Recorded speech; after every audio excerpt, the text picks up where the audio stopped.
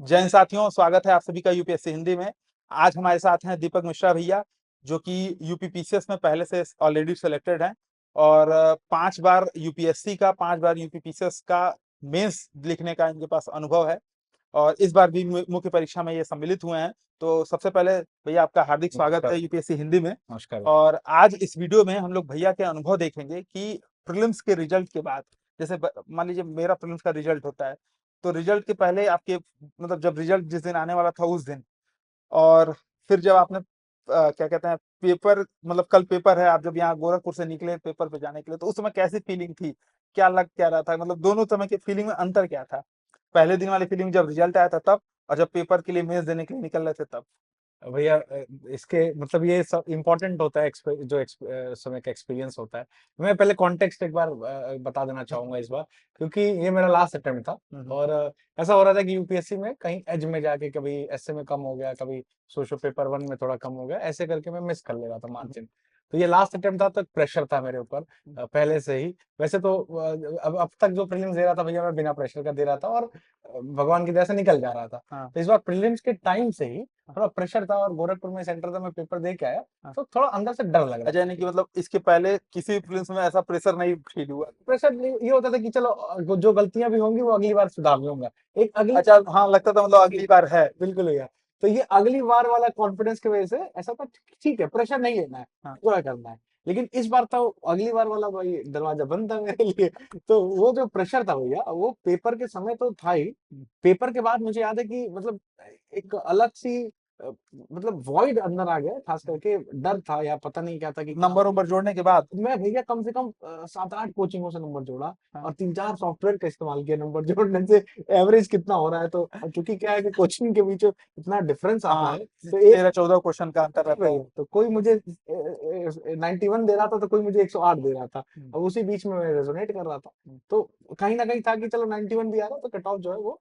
और अपनी जब वीडियो भी आई थी, तो ये था कि paper on the harder side है। और एक मैसेज भी था, मुझे याद है, गौरव भैया का, फिर छोटू आपका भी, कि भाई पेपर तो हो गया, हाँ, अब कट ऑफ प्रेडिक्ट करने से कुछ बनना मतलब बिगड़ना है नहीं। सही बात है। आप क्या कर सकते हैं, आप यहाँ पे बैठ के तैयारी करिए, जो इसका होगा वो भी मेंस देना है, जिसका नहीं होना उसको भी मेंस की तैयारी करनी है। तो मेंस की तैयारी।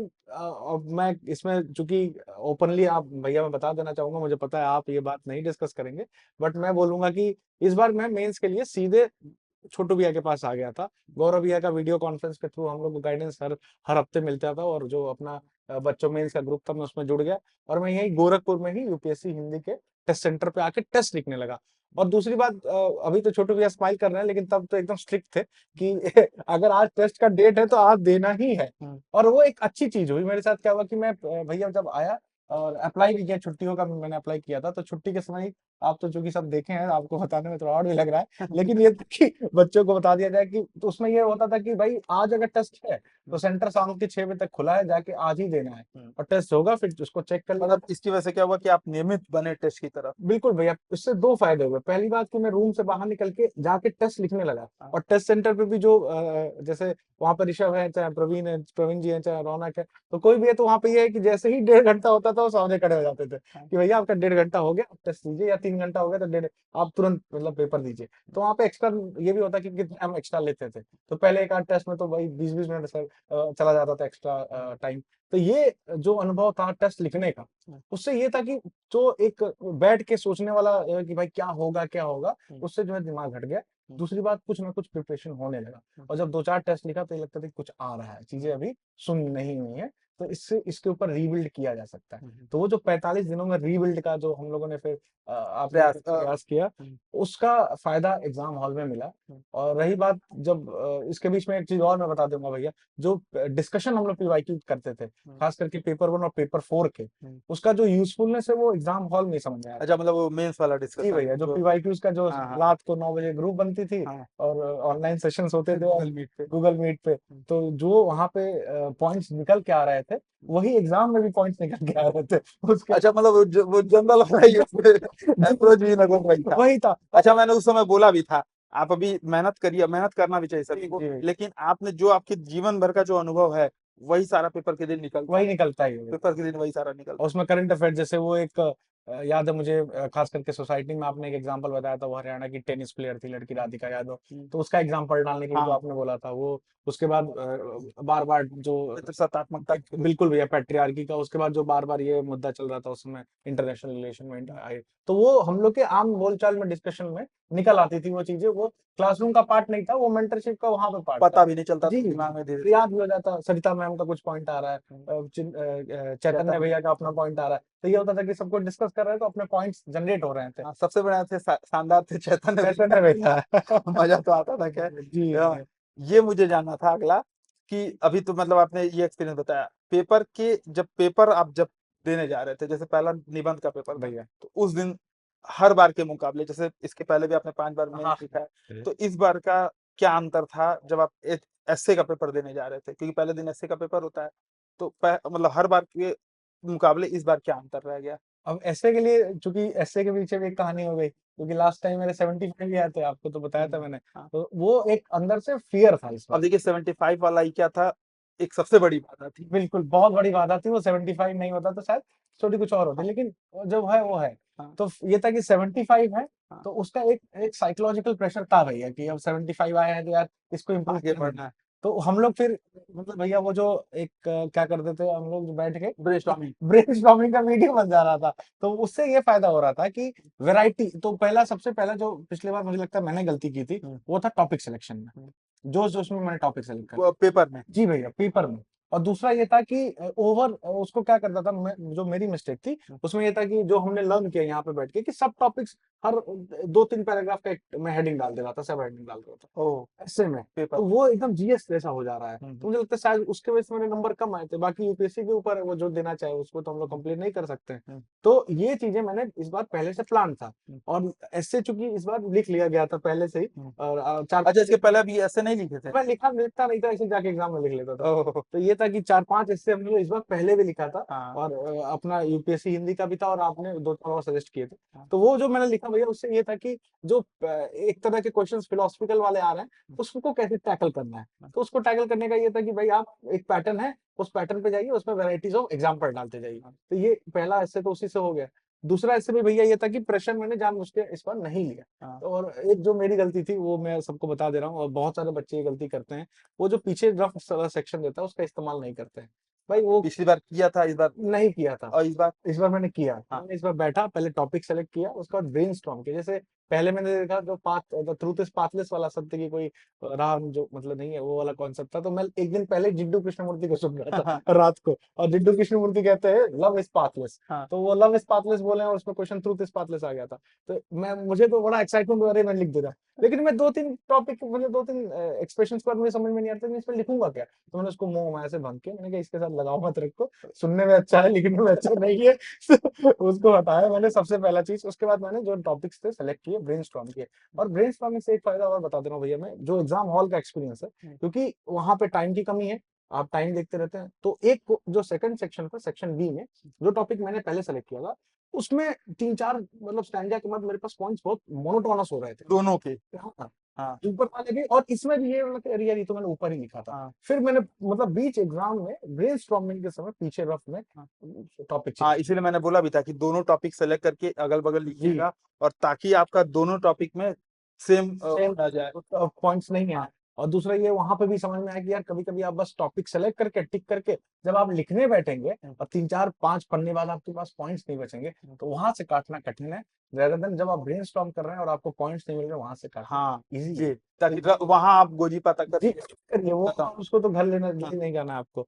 तो ऐसे में मेरे साथ मुझे लगता है, आई होप कि मेरे नंबर जो भी हैं, परंतु मैंने जो एटलीस्ट रिचुअल्स हैं, जो एक तरीका है उसको मैंने फॉलो किया, और ऑनेस्टली फॉलो किया, और मुझे मजा भी आया ऐसे लिखने में, हाँ, क्योंकि कंक्लूजन और इसके तो मैंने काफी अच्छा लिखा। और वो गौरव भैया के 2-4 जो डिस्कशन ऐसे के हो गए थे कि भाई आप मन की बात से कोई पॉइंट उठा लो, हाँ, या फिर आप एक जो स्टोरीज हैं उसको उठा लो, तो वो मैंने यूज कहानियां किया। कविताएं। तो मैंने लियोनेल मेसी का कहानी डाला इसमें, हाँ, और एक में कहानी मैंने जो चाइना वॉर वाला लिख दिया, मोदी जी का जो मन की बात के एग्जांपल्स हैं वो हम लोग यूज किए। वैसे एक अगर बीच में आपको समय मिले तो हमारे दर्शकों के लिए निबंध अगर आप लिख करके जो जो आपने सेम फीलिंग के साथ लिखी थी, बिल्कुल वैसा अगर लिख करके आप दे पाए तो जी, बहुत अच्छा रहेगा। जी तो भैया। भी कमेंट करके बताइएगा कि निबंध जो है लिखित फॉर्म में, हैंड रिटन फॉर्म में आप लोग को चाहिए या नहीं। ठीक है। नेक्स्ट प्रश्न मेरा ये था कि जीएस पेपर 1, जीएस पेपर 2, जैसे आप और जीएस 3, जीएस 4 लगातार आगे पीछे था। रिवीजन कैसे होता था सही से? क्योंकि जैसे अभी क्या है कि मान लीजिए आपने एसए दे करके आए, तो एसए एक दिन तो आपको समय मिल गया कि 12 हाँ, बजे आपका खत्म हो जी, गया शाम। जी, लेकिन जीएस 1 दे करके आए तो जीएस 2 के बीच में 2 घंटे का ही गैप है। फिर आप जीएस 2 दे करके घर पे आ रहे हैं तो आते-आते 7-8 बज जाते हैं। जी भाई, फिर अगले दिन सवेरे 7-8 बजे आपको जाना ही है, जी, 6-7 साढ़े 6-7 बजे आपको निकल जाना है। जी भाई। बीच में 12 घंटे में सोना भी है, सब कुछ करना, वो सब मैनेज कैसे होता है? जो हमारे नए श्रोता हैं वो कैसे इसको कैसे मैनेज करेंगे? तो इसमें जो बच्चे, जैसे इसमें कई प्रकार के बच्चे होंगे भैया सुनने वाले अपने, तो जो बच्चे अभी अभी तक मेंस नामक यज्ञ का अनुभव नहीं किए हैं, उनको समझ जाना चाहिए कि 5 पेपर जो है लगातार होते हैं। हुँ, पहले दिन 1 पेपर भैया 1 सेशन में, ठीक है। बाकी 2 दिन 2-2 पेपर 2 2-2 सेशन में। सेशन है। तो इसमें क्या होता है, जीएस 2 और जीएस 4 ऐसा है कि जिसको आपको पहले से प्रिपेयर करके रखना है, हाँ, क्योंकि उन दोनों के बीच में टाइम जो है आपको एक है है। ही नहीं। लेकिन एक मिथ है हाँ, कि जीएस 3 के लिए समय मिल जाता है, ये गलत है। हाँ, जीएस 3 के लिए भी समय नहीं मिलता है। आप चूँकि 6 घंटा लिख के आए होते हैं, डेढ़ 2 घंटा वहाँ पे बाहर वेट करके आए होते हैं, डेढ़ 2 घंटा ट्रैवल किए होते हैं, तो आप लगभग उस दिन 12-14 घंटा मेहनत करते हैं। एग्ज़ॉस्टनेस की सीमा पार, बिल्कुल भैया, खत्म। 14 घंटा मेहनत करते हैं। और इसमें इस बार क्या हुआ, मैं मतलब था तो वहाँ पे जब मैं जीएस 2 दे के आ रहा था, तो मेरी ऑटो खराब हो गई, मैं ऑटो कर लिया था। तो आते-आते 8 भी बज गया था। आप तो शायद मेट्रो से जाते थे? नहीं, वहाँ उस दिन इतनी बारिश हो रही थी हाँ, कि मेट्रो तक जाने का भी ये नहीं था। अच्छा समय तो नहीं। मैं ऑटो कर लिया हम लोगों ने, और ऑटो बीच में खराब हो गई। तो एक अंदर से यार कि जीएस 3 पढ़ना है, जीएस 4 पढ़ना है। तो जीएस 2 और जीएस 4 तो मैनेजेबल है, क्योंकि आपको पहले से ही उसको रटे रहना है। हुँ, उसके शॉर्ट नोट्स तो आपको बने होने चाहिए। हुँ, जीएस 3 लोग सोचते हैं कि रात को पढ़ लेंगे, ये भी मिथ है। जीएस 3 भी आपको एकदम याद होना चाहिए, पढ़ा होना चाहिए। आप सुबह बस फैक्ट्स और कमिटीज़ याद यानी कि करें। शॉर्ट नोट्स बहुत ही महत्वपूर्ण बहुत हो ही जाते हैं महत्वपूर्ण, फिर। यही यही भैया नेक्स्ट पॉइंट हम लोग डिराइव करने वाले एक्सपीरियंस से, हाँ, कि 1 तो ठीक है, आपको समय मिल गया, 5-6 घंटे आपको पढ़ना है तो आप पढ़ लीजिए। हुँ, और जीएस 2 लगभग सबका ही ठीक होता है, याद होता है, क्योंकि प्रीलिम्स में पॉलिटी वगैरह अच्छे से पढ़े होते हैं लोग, और वो चीजें रिपीटेड है तो याद होती है। सबसे कठिनाई होती है जीएस 3 और जीएस 4 में, क्योंकि आप ऑलरेडी 9 घंटा का पेपर लिख के आए होते हैं, और फिर रात को नींद कम होती है। और जीएस 3 खास करके इतना एग्जॉस्टिव है भैया, हाँ, 7-8 फैक्चुअल ज़्यादा है। फैक्चुअल है, 7-8 सब्जेक्ट ले लीजिए, एग्रीकल्चर, इकोनॉमी, उसके बाद साइंस एंड टेक हो गया, इकोनॉमी में। डिजास्टर हो गया। हाँ, ये सारे सब्जेक्ट और सबके सब कॉम्प्लिकेटेड। हुँ, ऐसा नहीं है कि चीजें याद हैं। हाँ, अगर आप एक बार चंद्रयान 3 पूछ लिया तो किसी को नहीं याद है कि एग्जैक्टली चंद्रयान 3 में 7-8 10 क्या-क्या था? पॉइंट क्या लिखना है। बिल्कुल। और कोई भी पॉइंट पूछ जनरल पॉइंट तो सब तो बता देगा। जनरल पॉइंट पे नंबर एकदम। नहीं आ रहा है, हाँ, 70 सही 75 बात। 80 नंबर यही नंबर है, तो इस पे तो फिर आप उसको फिर बहुत अच्छा स्कोर नहीं माना जा बिल्कुल, सकता है। बिल्कुल। तो एक्सेल करने के लिए जितना मेहनत चाहिए वो जीएस 3 में एक्चुअली कठिन हो जाता है, क्योंकि इतने वैरायटी ऑफ टॉपिक्स। खास करके टॉपिक इस समय बहुत ज़्यादा है उसमें, बिल्कुल। जैसे मानवयान, गगनयान, पता नहीं क्या-क्या है। समुद्रयान, समुद्रयान। और उसमें इवॉल्व कर रहा है। हाँ, तो पता चला जीएस 1 के टॉपिक्स आप सोचेंगे अरे यार ये डिजास्टर तो मैंने जीएस 1 में पढ़ा था, हाँ। यहाँ कैसे आ गया। कभी-कभी उठा के क्वांटम डॉट्स पूछ कुछ देगा, कुछ कभी-कभी भी भाई नहीं। इतने और कटेगा। प्रीलिम्स लेवल का नॉलेज सबके पास है, हाँ, लेकिन प्रीलिम्स लेवल के आप मेंस नहीं। तो उसके लिए जो काम है, उसके लिए जो काम जो 1.5 महीना आपके साथ वो बैठे उसमें हुआ, हुँ। जो ब्रेनस्टॉर्मिंग हम बार बार कर रहे हैं। हाँ, यानी कि वहाँ पे शॉर्ट नोट्स और ब्रेनस्टॉर्मिंग का बहुत फ़ायदा मिला। बिल्कुल। ठीक है। मुझे एक चीज़ और ये बताइए कि अब इस बार के अटेम्प्ट में आपने मुख्य परीक्षा में लगभग कुल कितने टेस्ट लिखे थे मुख्य परीक्षा के? अगर यूपीएससी हिंदी वाले सारे टेस्ट भैया जो 12 के आसपास अपने पूरे टेस्ट थे वो लिखा था मैंने। एसए के लिखे थे, उसके बाद 2-4 ऐसे टेस्ट थे जो मतलब लिखना था। टोटल लग नंबर ऑफ टेस्ट अगर 15-16 तो मैंने जीएस के लिखे ही होंगे। हाँ, एसए भी मैंने, मुझे लगता है 3-4 लिखे हैं। और ऑप्शनल के? ऑप्शनल के मैंने फुल लेंथ 4 लिखे थे। तो मतलब लगभग 22 के आसपास, लिखे थे 20-22 22-22 टेस्ट टेस्ट आपने लिखे लिखे थे। थे। अच्छा, अ, ऑप्शनल के लिए क्या रणनीति रही थी सोशियोलॉजी ऑप्शनल को लेकर के? क्योंकि आपका सोशियोलॉजी ऑप्शनल का सब्जेक्ट रहा है और हमारे बहुत सारे व्यूअर्स पूछते आ रहे थे कि सोशियोलॉजी ऑप्शनल के लिए क्या करें? तो अगर आप कुछ उसमें से बुक सोर्स, थोड़ी-सी अपनी स्ट्रैटेजी अगर बता पाइए? उसके लिए अगर मतलब किसी दिन बैठा जाएगा तो एक सेपरेट अगर ठीक है, टॉपिक। तो हम लोग एक कर लेंगे। लेकिन इस बार जो स्ट्रैटेजी रही, 2 चीज़ें रही हैं भैया। ऑप्शनल मेरी, मैं मतलब कई लोग होते हैं कि 5 अटेम्प्ट अगर एक ऑप्शन से देना कठिन होता है, बीच में हुँ, वो रास्ता छोड़ देते हैं। हुँ, लेकिन मेरे साथ क्या था कि मैं एक बार पेपर 1 में 135 140 ला रहा हूँ, तो उस साल मेरे 100 नंबर पेपर 2 में आ रहे हैं, हाँ, और जब पेपर 2 में मेरे 140 आए तो पेपर 1 में 100 हो गए। हाँ। तो ये मेरे साथ हमेशा दोनों में विरोध दोनों में कभी एक साथ नहीं आया। तो इतना मुझे था कि यार कॉन्सेप्ट्स मेरे क्लियर हैं। हाँ, अ, तभी आ रहा है। तभी आ रहा है, ये तो क्लियर पॉइंट था ठीक है। कि मुझे समझ आ रहा है कि एक्चुअली डिमांड ऑफ क्वेश्चन क्या है, और मुझे कॉन्सेप्ट क्लियर है। सबसे ज़्यादा मीडियम वेव का इंग्लिश था जी भैया। और सोशियोलॉजी में इंग्लिश मीडियम में ठीक-ठाक अच्छे नंबर मिले। हाँ, अभी थोड़ा-सा इस मुझे लगता है कि ये 2 साल से थोड़ा इन्होंने डिफरेंट कर दिया। लेकिन इस बार सोशियोलॉजी ऑप्शनल के लिए अगर जो बच्चे प्रिपेयर कर रहे हैं, उनके लिए भैया एक सेपरेट वीडियो इसलिए भी जरूरी है क्योंकि इन्होंने पैटर्न थोड़ा चेंज किया है, खास करके जो डायनेमिक पैटर्न है इस बार 60 टू 75 क्वेश्चन था। आप पेपर 1 में मैंने एक क्वेश्चन लिखा था जिस क्वेश्चन का मतलब क्वेश्चन था एसडीजी गोल्स, सोशियोलॉजी के लिए पूछा था, एसडीजी गोल्स का क्या है analysis, sociological analysis of SDG goals. अब ये वही बच्चा कर पाएगा जिसके बेसिक्स क्लियर है, उसके लिए कोई बहुत मोटी किताब उताब तो मतलब आप वैलिडेशन के लिए पढ़ सकते हैं, लेकिन आपका सोशियोलॉजिकल बेस अगर क्लियर नहीं है कि अगर आप मतलब आपने उसको जिया है। जी बिल्कुल भैया, आपको समझ में आना चाहिए कि अगर एसडीजी 4 में कह रहा हूँ तो what exactly SDG 4 want to say to me. अगर मुझसे कह रहे हैं कि भाई जो रिन्यूएबल एनर्जी बननी चाहिए, तो अगर रिन्यूएबल एनर्जी आप मतलब अगर 2 मिनट इस पे एक्सटेंड किया जाए तो हम लोग ऐसे सोच सकते हैं कि रिन्यूएबल एनर्जी आप देख रहे हैं तो हम रिन्यूएबल एनर्जी किस पर्सपेक्टिव से देखते हैं कि भाई चलो बस एनर्जी के सिक्योरिटी हो गई, इंडिपेंडेंस, इंपोर्ट डिपेंडेंस हो गई, ये सब तो बहुत जेनरिक पॉइंट है।